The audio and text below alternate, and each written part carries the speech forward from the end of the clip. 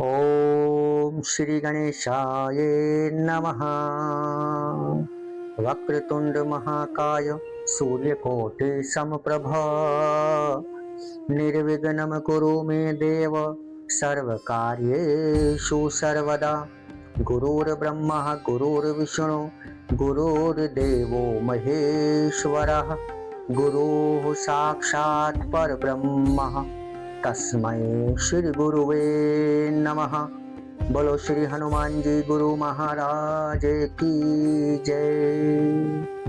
बोलो श्रीमद्देवी भागवत महापुराण की जय। सर्व मंगल मांगल्ये शिवे सर्वार्थ साधिके शरण्ये त्र्यंबके गौरी नारायणी नमोस्तुते। मेरे प्यारे धर्म प्रेमियों एवं मेरे प्यारे भाइयों और बहनों, आज सनातन संग्रह चैनल आपके लिए लेकर आया है श्रीमद्देवी भागवत महापुराण के 7वें स्कंध के अध्याय 4 और अध्याय 5 की कथा। मेरे प्यारे श्रोता बंधुओं, सनातन संग्रह चैनल पर आपका स्वागत है। आज आप इस कथा में सुनेंगे कि सुकन्या की पति सेवा तथा वन में अश्वनी कुमारों से भेंट का वर्णन। इसी के साथ आप सुनेंगे अश्वनी कुमारों का च्यवन मुनि को नेत्र तथा नव यौवन से संपन्न बनाना। जब राजा शर्याती अपनी पुत्री सुकन्या को च्यवन मुनि को समर्पित करके और सुकन्या का च्यवन मुनि के साथ विधि विधान के साथ विवाह करने के बाद अपनी पुत्री सुकन्या से विदा लेकर तथा उसे वहीं छोड़कर चिंतित राजा मंत्रियों के साथ अपने नगर को चले गए। आइए इसी कथा को आगे बढ़ाते हुए आरंभ करते हैं श्रीमद्देवी भागवत महापुराण के 7वें स्कंद के अध्याय 4 की कथा। सुकन्या की पति सेवा अर्थात पतिव्रत तथा वन में अश्वनी कुमारों से भेंट का वर्णन। बोलो श्रीमद्देवी भागवत महापुराण की जय। व्यास जी बोले, हे जन्मेजय, राजा शर्याती के चले जाने पर सुकन्या अपने पति च्यवन मुनि की सेवा में संलग्न हो गई। धर्मपरायण वह उस आश्रम में अग्नियों की सेवा में सदा निरत रहने लगी। सर्वदा पति सेवा में संलग्न रहने वाली वह बाला विविध प्रकार के स्वादिष्ट फल तथा कंदमूल लाकर मुनि को अर्पण करती थी। वह शीतकाल में उष्ण जल से उन्हें शीघ्रतापूर्वक स्नान कराने के पश्चात मृग चर्म पहनाकर पवित्र आसन पर विराजमान कर देती थी। पुनः उनके आगे तिल, जौ, कुशा और कमंडलू रखकर उनसे कहती थी, मुनि श्रेष्ठ, अब आप अपना नित्य कर्म करें। मुनि का नित्य कर्म समाप्त हो जाने पर वह सुकन्या पति का हाथ पकड़कर उठाती और पुनः किसी आसन अथवा कोमल शैया पर उन्हें बिठा देती थी।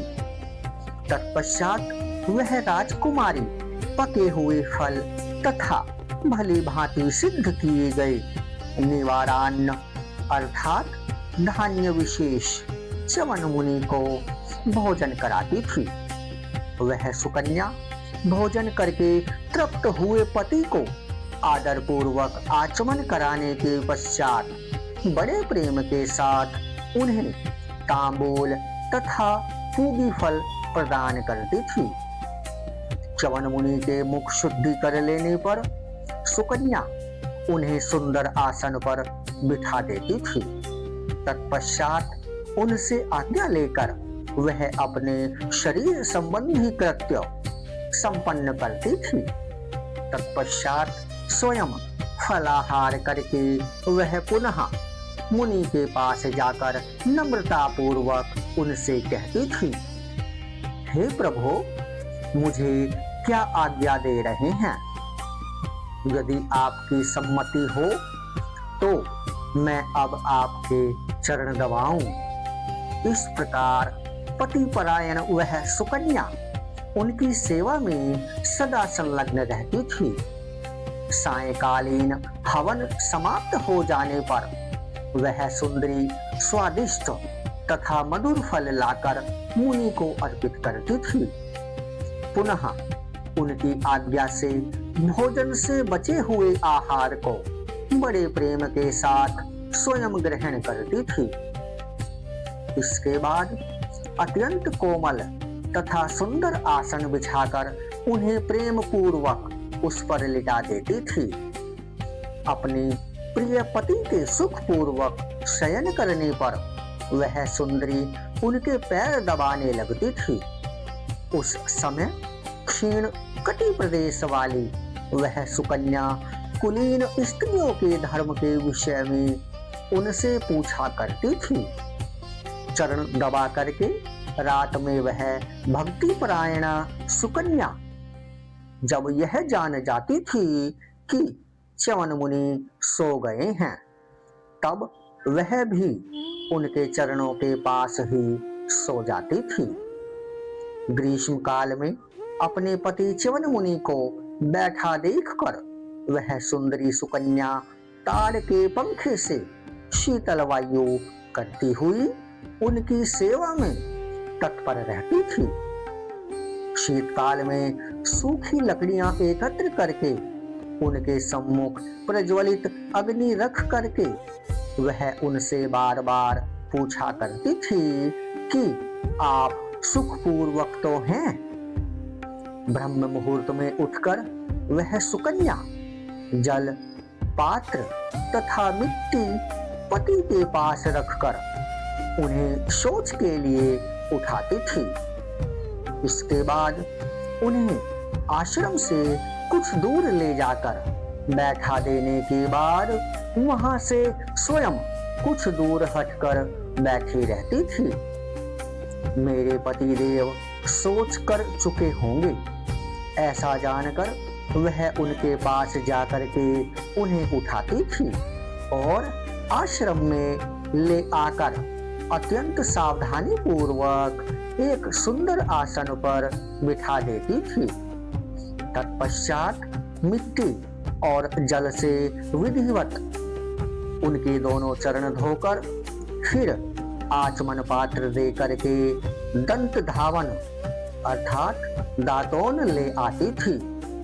शास्त्रोक्त दातोन मुनि को देने के बाद वह राजकुमारी मुनि के स्नान के लिए लाए गए शुद्ध तथा परम पवित्र जल को गर्म करने लगती थी। तत्पश्चात उस जल को ले आकर प्रेम पूर्वक उनसे पूछती थी, हे ब्राह्मण, आप क्या आज्ञा दे रहे हैं? आपने दंत धावन तो कर लिया, उष्ण जल तैयार है, अतः अब आप मंत्रोच्चार पूर्वक स्नान कर लीजिए। हवन और प्रातःकालीन संध्या का समय उपस्थित है।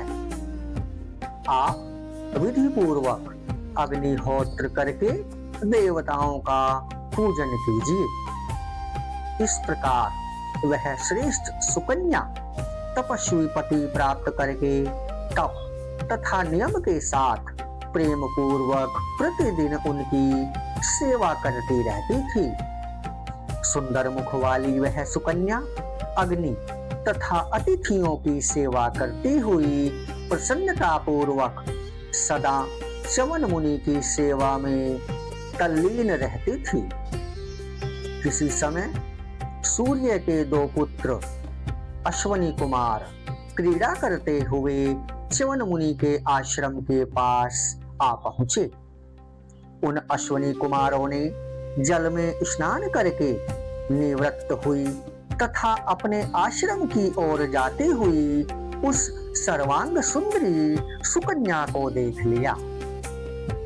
देवकन्या के समान कांति वाली उस सुकन्या को देखकर दोनों अश्वनी कुमार अत्यधिक मुग्ध हो गए और शीघ्र ही उसके पास पहुंचकर आदरपूर्वक कहने लगे, हे वरारोहे, थोड़ी देर ठहरो। हे गजगामिनी, हम दोनों सूर्य देव के पुत्र अश्वनी कुमार तुमसे कुछ पूछने के लिए यहाँ आए हैं। हे सुचि स्मृति, सच सच बताओ कि तुम किसकी पुत्री हो? तुम्हारे पति कौन हैं? हे चारुलोचने, इस सरोवर में स्नान करने के लिए तुम अकेली ही उद्यान में क्यों आई हुई हो? हे कमल लोचने, तुम तो सौंदर्य में दूसरी लक्ष्मी की भांति प्रतीत हो रही हो। हे शोभने, हम यह रहस्य जानना चाहते हैं, तुम बताओ। हे कांते, हे चंचल नयनों वाली, जब तुम्हारे ये कोमल तथा नग्न चरण कठोर भूमि पर पड़ते हैं तथा आगे की ओर बढ़ते हैं, तब ये हमारे हृदय में व्यथा उत्पन्न करते हैं। हे तनवंगी, तुम विमान पर चलने योग्य हो, तब तुम नंगे पांव पैदल ही क्यों चल रही हो? इस वन में तुम्हारा भ्रमण क्यों हो रहा है? तुम सैकड़ों दासियों को साथ लेकर घर से क्यों नहीं निकली? हे वरानने, तुम राजपुत्री हो अथवा अप्सरा हो, यह सब सच सच बता दो। तुम्हारी माता धन्य है जिनसे तुम उत्पन्न हुई हो, तुम्हारे वे पिता भी धन्य हैं। हे अनघे, तुम्हारे पति के भाग्य के विषय में तो हम तुमसे कह ही नहीं सकते। हे सुलोचने, यहाँ की भूमि देवलोक से भी बढ़कर है। पृथ्वी तल पर पड़ता हुआ तुम्हारा चरण इसे पवित्र बना रहा है। इस वन में रहने वाले सभी मृग तथा दूसरे पक्षी जो तुम्हें देख रहे हैं, वे परम भाग्यशाली हैं। यह भूमि भी परम पवित्र हो गई है। हे सुलोचने, तुम्हारी अधिक प्रशंसा क्या करें? अब तुम सत्य बता दो कि तुम्हारे पिता कौन हैं और तुम्हारे पति देव कहाँ रहते हैं। उन्हें आदर पूर्वक देखने की हमारी इच्छा है। बोलो श्रीमद् देवी भागवत पुराण की जय।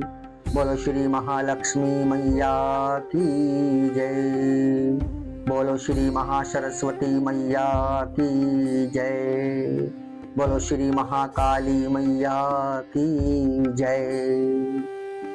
व्यास जी बोले, अश्विनी कुमारों की यह बात सुनकर परम सुंदरी राजकुमारी सुकन्या अत्यंत लज्जित हो गई। देवकन्या के सदृश वह राजपुत्री उनसे कहने लगी, आप लोग मुझे राजा शर्याती की पुत्री तथा च्यवन मुनि की भार्या समझें। मैं एक पतिव्रता स्त्री हूँ। मेरे पिताजी ने स्वेच्छा से मुझे च्यवन मुनि को सौंप दिया है। हे देवताओं, मेरे पतिदेव वृद्ध तथा नेत्रहीन हैं। वे परम तपस्वी हैं। मैं प्रसन्न मन से दिन रात उनकी सेवा करती रहती हूँ। आप दोनों कौन हैं और यहाँ क्यों पधारे हुए हैं? मेरे पतिदेव इस समय आश्रम में विराजमान हैं। आप लोग वहां चलकर आश्रम को पवित्र कीजिए। हे राजन, अश्वनी कुमारों ने सुकन्या की बात सुनकर उससे कहा, हे कल्याणी, तुम्हारे पिता ने तुम्हें उन तपस्वी को कैसे सौंप दिया? तुम तो बादल में चमकने वाली विद्युत की भांति इस वन प्रदेश में सुशोभित हो रही हो। हे भामिनी, तुम्हारे सदृश स्त्री तो देवताओं के यहाँ भी नहीं देखी गई है। काले केशपाश वाली तुम दिव्य वस्त्र तथा सर्वविध आभूषण धारण करने के योग्य हो। इन वल्कल वस्त्रों को धारण करके तुम शोभा नहीं पा रही हो। हे रंभोरु, हे विशाल नेत्रे, हे प्रिय, विधाता ने यह कैसा मूर्खतापूर्ण कृत्य किया है, जो कि तुम वार्धक्य से पीड़ित इस नेत्रहीन मुनि को पति रूप में प्राप्त करके इस वन में महान कष्ट भोग रही हो। हे नृत्य विशारदे, तुमने इन्हें व्यर्थ ही वर्ण किया। नवीन अवस्था प्राप्त करके तुम उनके साथ शोभा नहीं पा रही हो। भली भांति लक्ष्य साध करके कामदेव के द्वारा वेग पूर्वक छोड़े गए बाण किस पर गिरेंगे? तुम्हारे पति तो इस प्रकार के असमर्थ हैं। विधाता निश्चय ही मंद बुद्धि वाले हैं, जो उन्होंने नवयौवन से संपन्न तुम्हें नेत्रहीन की पत्नी बना दिया है। हे विशाल लोचने, तुम इनके योग्य नहीं हो। अतः हे चारु लोचने, तुम किसी दूसरे को अपना पति बना लो। हे कमल लोचने, ऐसे नेत्रहीन मुनि को पति रूप में पाकर तुम्हारा जीवन व्यर्थ हो गया है। हम लोग इस तरह से वन में तुम्हारे निवास करने तथा वल्कल वस्त्र धारण करने को उचित नहीं मानते हैं। अतः हे प्रशस्त अंगों वाली, तुम सम्यक विचार करके हम दोनों में से किसी एक को अपना पति बना लो। हे सुलोचने, हे मानिनी, हे सुंदरी, तुम इस अंधे तथा बूढ़े मुनि की सेवा करती हुई अपने यौवन को व्यर्थ क्यों कर रही हो? भाग्य से हीन तथा पोषण भरण और रक्षा के सामर्थ्य से रहित उन मुनि की सेवा तुम क्यों कर रही हो? हे निर्दोष अंगों वाली, सभी प्रकार के सुखोपभोगों से वंचित इस मुनि को छोड़कर तुम हम दोनों में से किसी एक को स्वीकार कर लो। हे कांते, हमें वरण करके तुम इंद्र के नंदन वन में तथा कुबेर के चैत्र रथ वन में स्वेच्छापूर्वक विहार करो। हे मानिनी, तुम इस अंधे तथा वृद्ध के साथ अपमानित होकर अपना जीवन कैसे बिताओगी? तुम समस्त शुभ लक्षणों से संपन्न एक राजकुमारी हो तथा सांसारिक हाव भावों को भली भांति जानती हो। अतः तुम भाग्यहीन स्त्री को भांति इस निर्जन वन में अपना समय व्यर्थ क्यों बिता रही हो? अतः हे पिकभाषिणी, हे सुमुखी, हे विशाल नेत्रे, तुम अपने सुख के लिए हम दोनों में से किसी एक को स्वीकार कर लो। कृष कटि प्रदेश वाली हे राजकुमारी, तुम इस वृद्ध मुनि को शीघ्र छोड़कर हमारे साथ देव भवनों में चलकर नानाविध सुखों का भोग करो।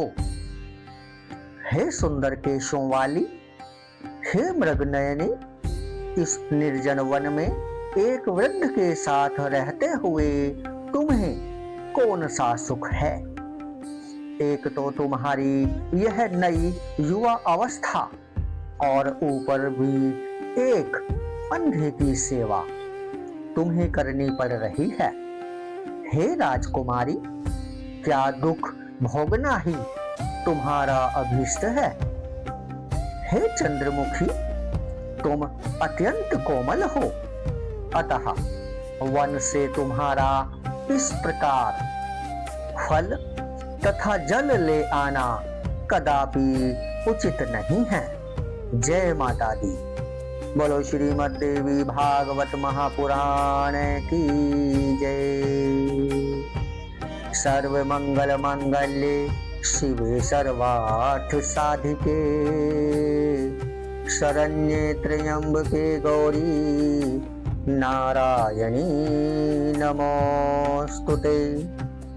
मेरे प्यारे भाइयों और बहनों एवं मेरे प्यारे श्रोता बंधुओं, अगर आप हमारे चैनल पर नए हैं तो हमारी आपसे एक नम्र प्रार्थना है कि आप हमारे चैनल को सब्सक्राइब करें, हमारी कथाओं को प्रेम से ध्यानपूर्वक सुनें, हमारी कथाओं को लाइक करें और कमेंट में अपने अमूल्य विचार अवश्य शेयर करें। आपका स्नेह और आपका समर्थन ही हमारी और हमारे इस चैनल की, इस आध्यात्मिक यात्रा की सबसे बड़ी शक्ति है। हमारा यह चैनल पूर्णतः सनातन धर्म और सनातन संस्कृति को समर्पित है। मेरे प्यारे श्रोता बंधुओं एवं मेरे प्यारे भाइयों और बहनों, यदि आप श्रीमद् देवी भागवत महापुराण की इससे पहले की पावन और पवित्र कथाओं के श्रवण का आनंद लेना चाहते हैं तो आप हमारे चैनल पर ले सकते हैं। इससे पहले की सभी पावन और पवित्र कथाएं हमारे चैनल पर आपके लिए उपलब्ध हैं। जय माता दी। मेरे प्यारे धर्म प्रेमियों एवं मेरे प्यारे भाइयों और बहनों, इसी कथा को आगे बढ़ाते हुए आइए आरंभ करते हैं श्रीमद् देवी भागवत महापुराण के 7वें स्कंध के अध्याय 5 की ये पावन कथा। अश्विनी कुमारों का च्यवन मुनि को नेत्र तथा नव यौवन से संपन्न बनाना। बोलो श्रीमद् देवी भागवत महापुराण की जय।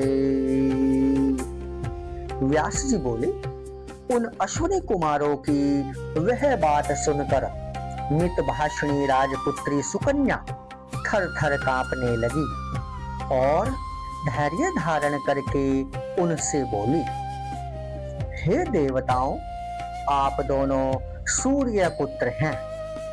आप लोग सर्वज्ञ तथा देवताओं में सम्मान्य हैं। मुझ पतिव्रता तथा धर्मपरायणा स्त्री के प्रति आपको ऐसी बात नहीं कहनी चाहिए। हे सुर श्रेष्ठों, मेरे पिताजी ने मुझे इन्हीं योग परायण मुनि को सौंप दिया है। तब मैं व्यभिचारिणी स्त्रियों के द्वारा सेवित उस मार्ग का अनुसरण कैसे करूं? कश्यप से उत्पन्न हुए भगवान सूर्य समस्त प्राणियों के कर्मों के साक्षी हैं। ये सब कुछ देखते रहते हैं। इन्हीं के साक्षात पुत्र रूप आप लोगों को ऐसी बात नहीं कहनी चाहिए। कोई भी कुलीन कन्या अपने पति को छोड़कर किसी अन्य पुरुष को इस सारहीन जगत में भला कैसे स्वीकार कर सकती है। धर्म सिद्धांतों को जानने वाले आप दोनों अपनी इच्छा के अनुसार जहां चाहें चले जाइए, अन्यथा हे निष्पाप देवताओं, मैं आप लोगों को शाप दे दूंगी। पति की भक्ति में तत्पर रहने वाली मैं महाराज शरियाती की पुत्री सुकन्या हूँ। बोलो श्रीमद् देवी भागवत महापुराण की जय। व्यास जी बोले, हे राजन, सुकन्या की यह बात सुनकर अश्विनी कुमार बहुत विस्मय में पड़ गए। उसके बाद मुनि च्यवन के भय से सशंकित उन दोनों ने सुकन्या से कहा, सुंदर अंगों वाली हे राजपुत्री, तुम्हारे इस पति धर्म से हम दोनों परम प्रसन्न हैं। हे सुश्रोणी, तुम वर मांगो, हम तुम्हारे कल्याणार्थ अवश्य देंगे। हे प्रमदे, तुम यह निश्चय जान लो कि हम देवताओं के श्रेष्ठ वैद्य हैं।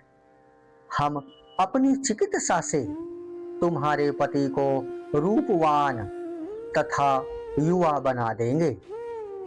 हे चातुर्य पंडिते, जब हम ऐसा कर दें तब तुम समान रूप और देह वाले हम तीनों में से किसी एक को पति चुन लेना। तब उन दोनों की बात सुनकर सुकन्या को बड़ा आश्चर्य हुआ।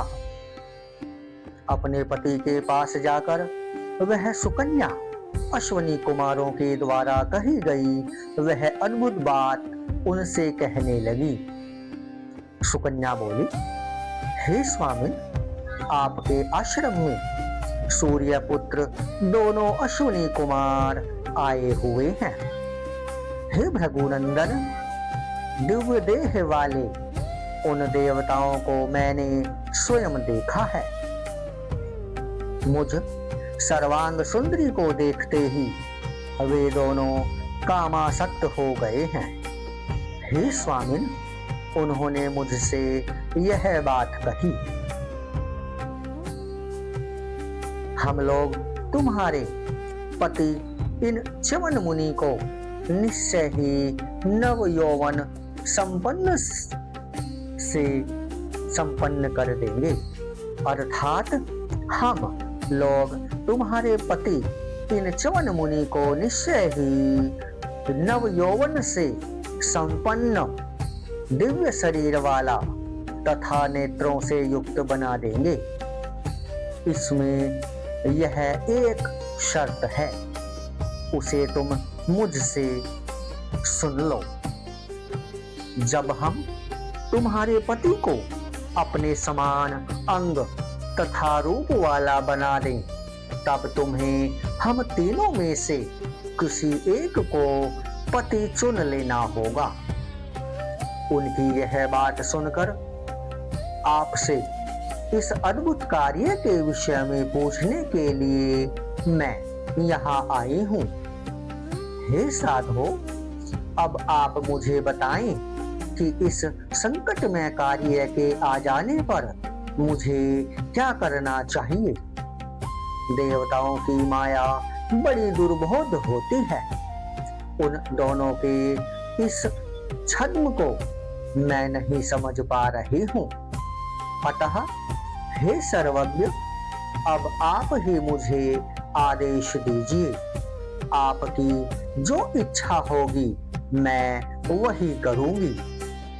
च्यवन मुनि बोले, हे कांते, हे सुव्रते, मेरी आज्ञा के अनुसार तुम देवताओं के श्रेष्ठ चिकित्सक अश्विनी कुमारों के समीप जाओ और उन्हें मेरे पास शीघ्र ले आओ। तुम उनकी शर्त तुरंत स्वीकार कर लो। इसमें किसी प्रकार का सोच विचार नहीं करना चाहिए। बोलो श्रीमद् देवी भागवत महापुराण की जय। व्यास जी बोले, इस प्रकार च्यवन मुनि की आज्ञा पा जाने पर वह अश्विनी कुमारों के पास जाकर उनसे बोली, हे देव श्रेष्ठ अश्विनी कुमारों, आप लोग प्रतिज्ञा के अनुसार शीघ्र ही कार्य करें।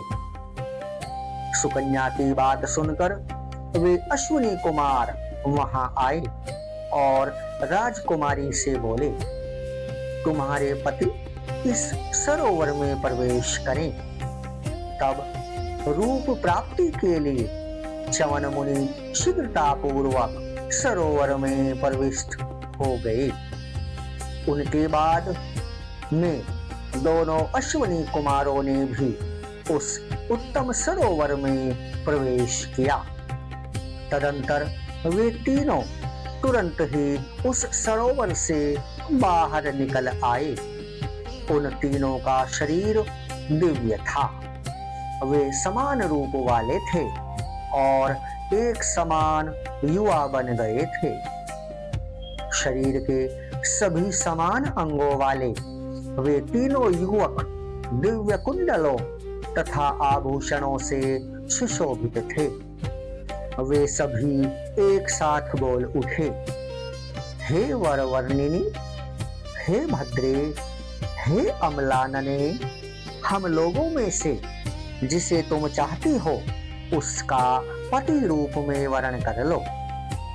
हे वरानने, जिसमें तुम्हारी सबसे अधिक प्रीति हो उसे पति रूप में चुन लो। बोलो श्रीमद् देवी भागवत महापुराण की जय। व्यास जी बोले, देव कुमारों के समान प्रतीत होने वाले उन तीनों को रूप, अवस्था, स्वर, वेशभूषा तथा आकृति में पूर्णतः एक जैसा देखकर वह सुकन्या बड़े असमंजस में पड़ गई। वह अपने पति च्यवन मुनि को ठीक ठीक पहचान नहीं पा रही थी। अतः व्याकुल होकर सोचने लगी, मैं क्या करूं? ये तीनों देव कुमार एक जैसे हैं। अतः मैं यह नहीं समझ पा रही हूं कि इनमें से मैं पति रूप में किसका वर्णन करूं। मैं तो बड़े संशय की स्थिति में पड़ गई हूं। दोनों देवताओं अर्थात अश्विनी कुमारों ने यह विचित्र इंद्रजाल यहाँ रच डाला है। इस स्थिति में मुझे अब क्या करना चाहिए? मेरे लिए तो यह मृत्यु ही उपस्थित हो गई है। मैं अपने पति को छोड़कर किसी दूसरे को कभी नहीं चुन सकती, चाहे वह कोई परम सुंदर देवता ही क्यों ना हो। यह मेरा दृढ़ विचार है। इस प्रकार मन में भली भांति सोचकर क्षीण कटि प्रदेश वाली वह सुकन्या कल्याण स्वरूपिणी पराम्बा भगवती भुवनेश्वरी के ध्यान में लीन हो गई और उनकी स्तुति करने लगी। सुकन्या बोली, हे जगदम्बे, मैं महान कष्ट से पीड़ित होकर आपकी शरण में आई हूँ। आप मेरे पातिव्रत धर्म की रक्षा करें। मैं आपके चरणों में प्रणाम करती हूँ। हे पद्मोद्भवे, आपको नमस्कार है। हे शंकर प्रिय, हे देवी, आपको नमस्कार है। हे विष्णु की प्रिया लक्ष्मी, हे वेद माता सरस्वती, आपको नमस्कार है। आपने ही इस संपूर्ण चराचर जगत का सृजन किया है। आप ही सावधान होकर जगत का पालन करते हैं और प्रलय काल में लोक शांति के लिए इसे अपने में लीन भी कर लेती हैं। आप ब्रह्मा, विष्णु तथा महेश की सुसम्मत जननी हैं। आप अज्ञानियों को बुद्धि तथा ज्ञानियों को सदा मोक्ष प्रदान करने वाली हैं। परम पुरुष के लिए प्रिय दर्शन वाली आप आज्ञामयी तथा पूर्ण प्रकृति स्वरूपिणी हैं। आप श्रेष्ठ विचार वाले प्राणियों को भोग तथा मोक्ष प्रदान करती हैं। आप ही अज्ञानियों को दुख देती हैं तथा सात्विक प्राणियों के सुख का साधन भी आप ही हैं। हे माता, आप ही योगी जनों को सिद्धि, विजय तथा कीर्ति भी प्रदान करती हैं। हे माता, महान असमंजस में पड़ी हुई मैं इस समय आपकी शरण में आई हूँ। आप मेरे पति को दिखाने की कृपा करें। मैं इस समय शोक सागर में डूबी हुई हूँ, क्योंकि इन दोनों देवताओं अश्वनी कुमारों ने अत्यंत कपटपूर्ण चरित्र उपस्थित कर दिया है। मेरी बुद्धि तो कुंठित हो गई है। मैं इनमें से किसका वर्ण करूं? हे सर्वज्ञ, मेरे पातिव्रत्य पर सम्यक ध्यान देकर आप मेरे पति का दर्शन करा दें। बोलो श्रीमद् देवी भागवत महापुराण की जय। बोलो श्री महालक्ष्मी मैया की जय। बोलो श्री महासरस्वती मैया की जय। बोलो श्री महाकाली मैया की जय। व्यास जी बोले, इस प्रकार सुकन्या के स्तुति करने पर भगवती त्रिपुर सुंदरी ने शीघ्र ही सुख का उदय करने वाला ज्ञान उसके हृदय में उत्पन्न कर दिया।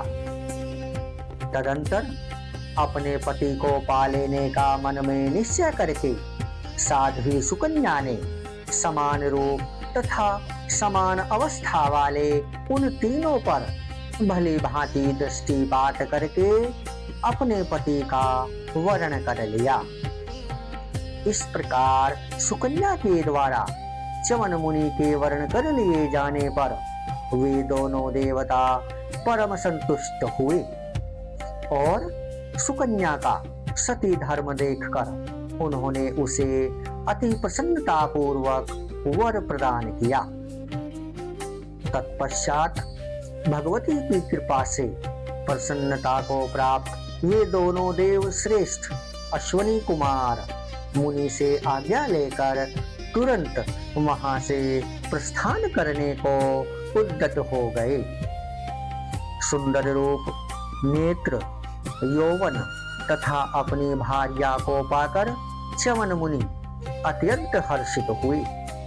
उन महातेजस्वी मुनि ने अश्वनी कुमारों से यह वचन कहा, हे देववरो, आप दोनों ने मेरा यह महान उपकार किया है। क्या कहूं, ऐसा हो जाने से इस सुंदर संसार में अब मुझे परम सुख मिल गया है।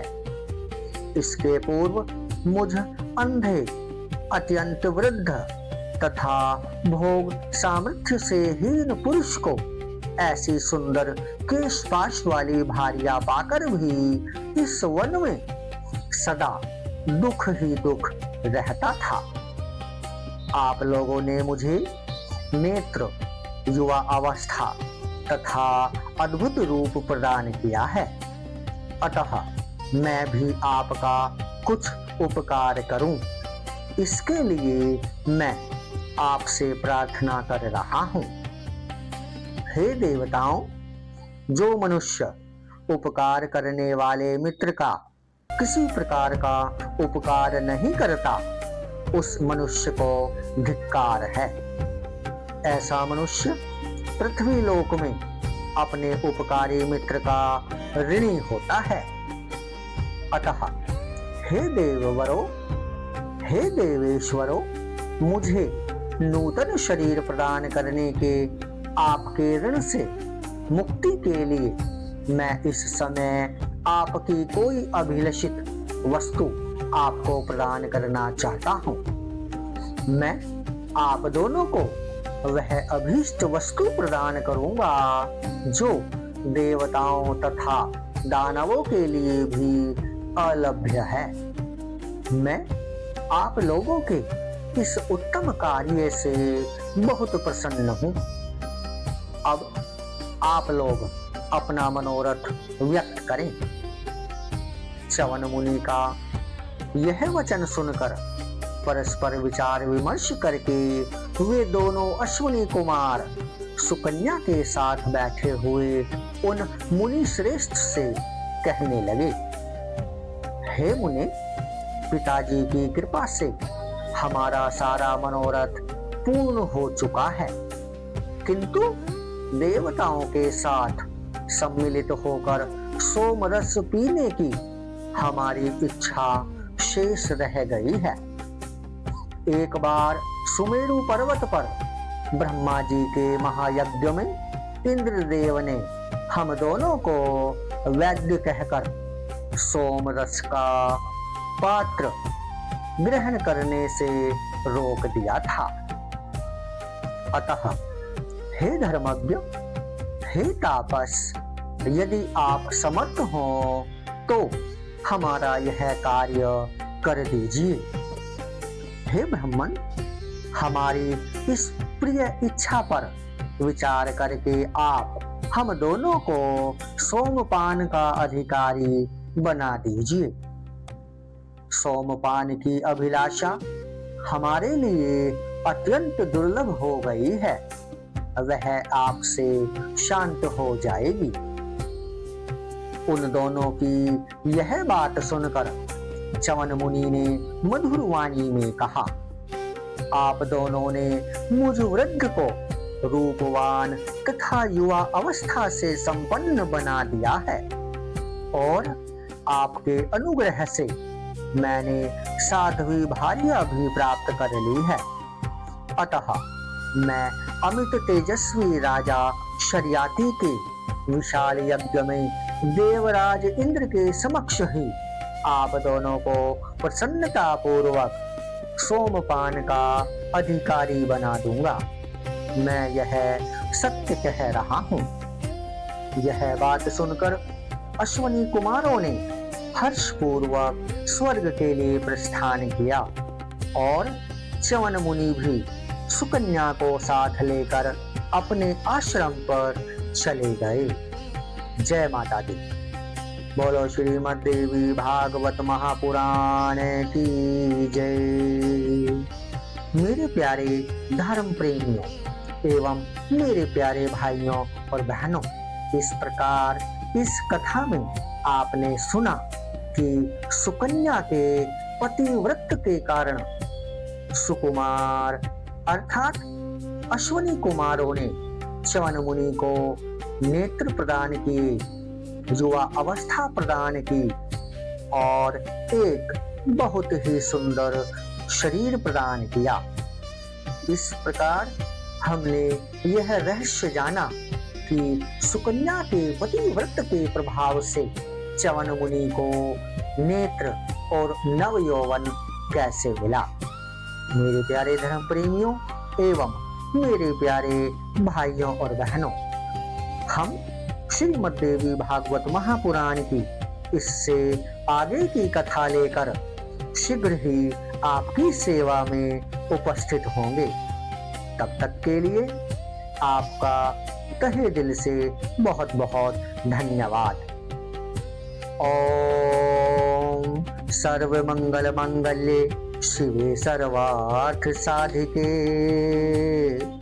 शरण्ये त्र्यंबके गौरी नारायणी नमोस्तुते। ओम ऐं ह्रीं क्लीं चामुण्डायै विचे। ओम ऐं ह्रीं क्लीं चामुण्डायै विचे। ओम ऐं ह्रीं क्लीं चामुण्डायै विचे। ओम ऐं ह्रीं क्लीं चामुण्डायै विचे। ओम ऐं ह्रीं क्लीं चामुण्डायै विचे। ओम ऐं ह्रीं क्लीं चामुण्डायै विचे। ओम ऐं ह्रीं क्लीं चामुंडाय विचे। जय माता दी। धन्यवाद।